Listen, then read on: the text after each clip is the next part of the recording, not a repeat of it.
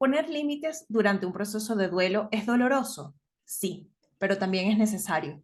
En esta cápsula te voy a contar el por qué.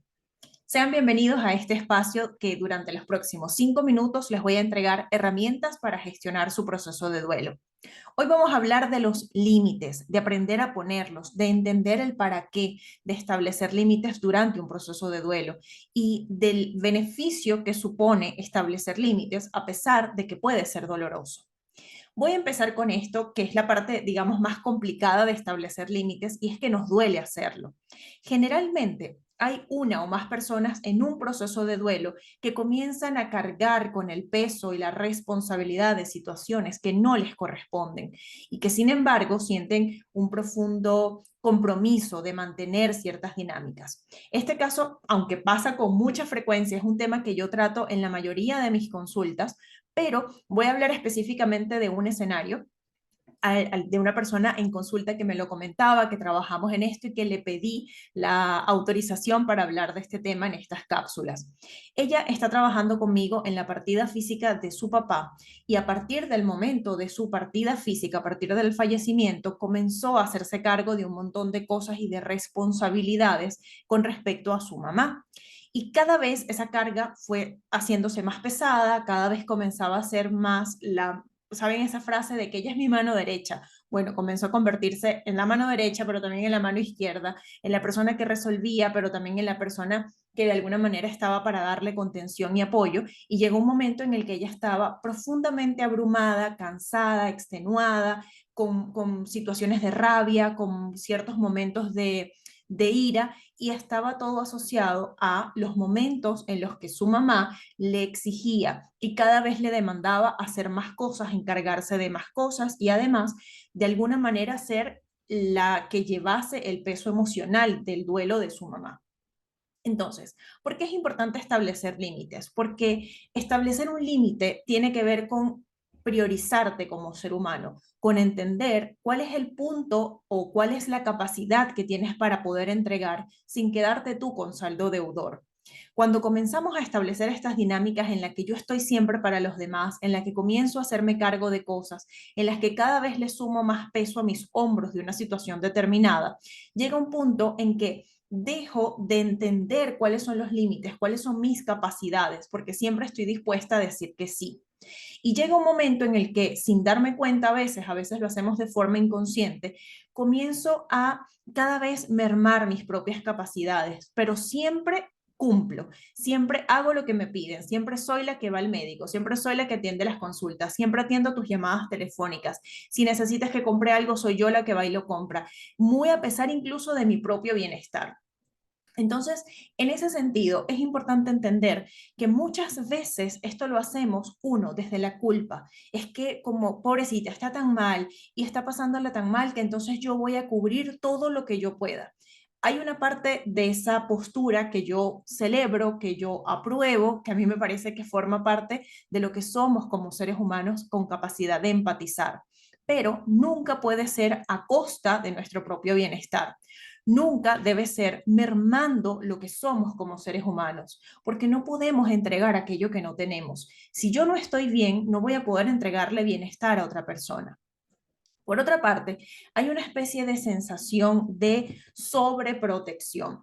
Es, no puedo decir que no, no puedo negarme a hacer tal cosa, no puedo negarme a atender su llamada, no puedo decirle que no estoy disponible para ella o para él en un momento determinado, porque sentimos que de alguna manera la otra persona no tiene las herramientas para poder gestionar cosas solos. Y la sobreprotección es una forma de agresión.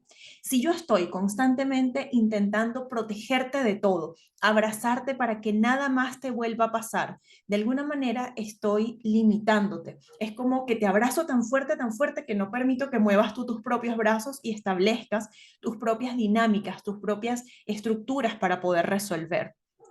Y ojo acá, porque en este escenario que les estoy contando, había una demanda excesiva de parte de una de sus figuras, en este caso de su figura materna.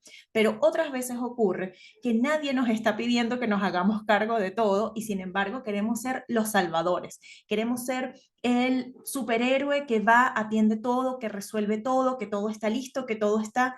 Y eso juega o significa también pagamos un precio muy, muy alto.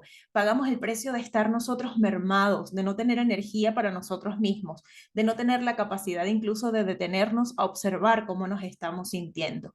Y acá esta es la parte fundamental de esta cápsula.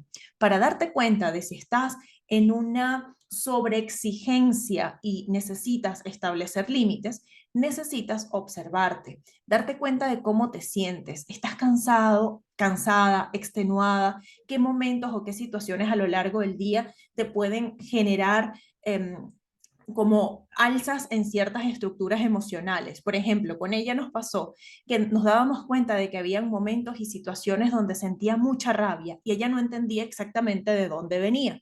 Pero lo que siempre, el factor común que encontrábamos en esos episodios de rabia era que estaba muy cercano a los momentos en los que estaba al servicio de su mamá. Entonces ahí comenzamos a hilar. ¿Y qué tanto estás haciendo? ¿Y cuál es el que haces en tu actividad diaria? ¿Y cuánto tiempo dedicas a esto? ¿Y cuánto tiempo dedicas a esto otro? ¿Cuándo fue la última vez que descansaste? Y ahí comenzamos a darnos cuenta de que el patrón estaba asociado a la sobreexigencia que su mamá tenía con ella. Pero ojo, en estas dinámicas no hay una persona buena y una mala, no hay una víctima y un victimario. Son lazos o de alguna manera estructuras que se tejen a dos manos. Yo no puedo descansar todo lo que soy, todo mi malestar, todas mis necesidades en ti, si tú no estás disponible para sostener todo el peso. Entonces, al final es una dinámica que, como les digo, se teje entre dos, pero que necesita esto, las dos partes para poder mantenerla. Si una de ellas quiebra, si una de ellas pone un stop dentro del proceso, entonces para la dinámica. Y eso lo debemos aprender a hacer de manera, ojalá, amorosa y asertiva.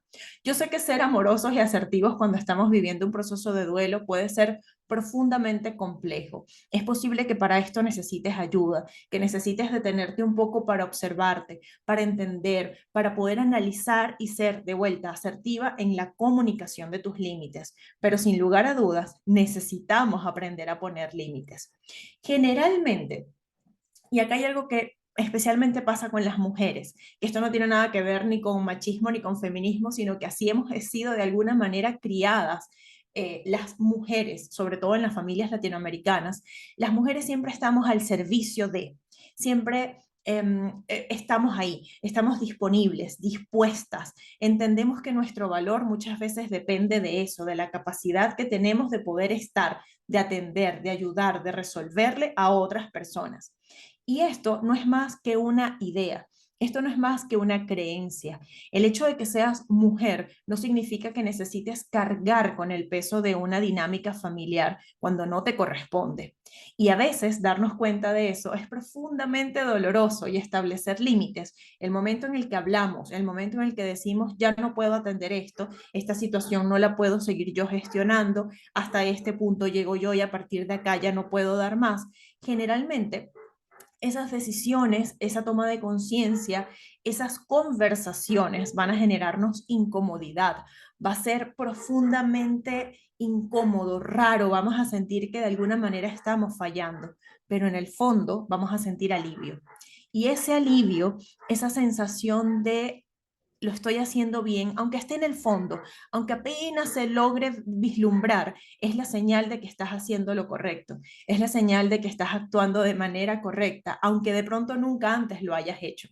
No importa, no se trata de cuántas veces acertaste o cuántas veces crees que hiciste las cosas mal, se trata de que si te haces consciente de esto, cámbialo, no eres un árbol, muévete. Ese movimiento no necesariamente es de manera física, es moverte emocionalmente, es hacer cosas diferentes, es explicar tu sentir desde un lugar distinto para establecer límites y aprender a protegerte. Mis queridos, si estas cápsulas les están gustando, compártanla, compartan el contenido, vamos a convertirnos en embajadores de información de este estilo para crear cultura de duelo. Son muchas las personas que están viviendo pérdidas, seamos conscientes de eso o no, sepamos la situación de otra persona o no. Así que agarra este video, mándalo por tus grupos, reenvíaselo a la gente que creas que pueda estar necesitándolo y te invito además a suscribirte al canal, activar las notificaciones para que no te pierdas estas cápsulas que entrego todas las semanas. Entra a mi cuenta de Instagram para que veas todo el contenido que tengo. Y acá abajo también les voy a dejar todos los detalles de cómo comenzar a hacer terapia de duelo conmigo, cómo suscribirse a mi comunidad para poder guiarlos en el proceso y en el camino del duelo. Nos vemos muy pronto.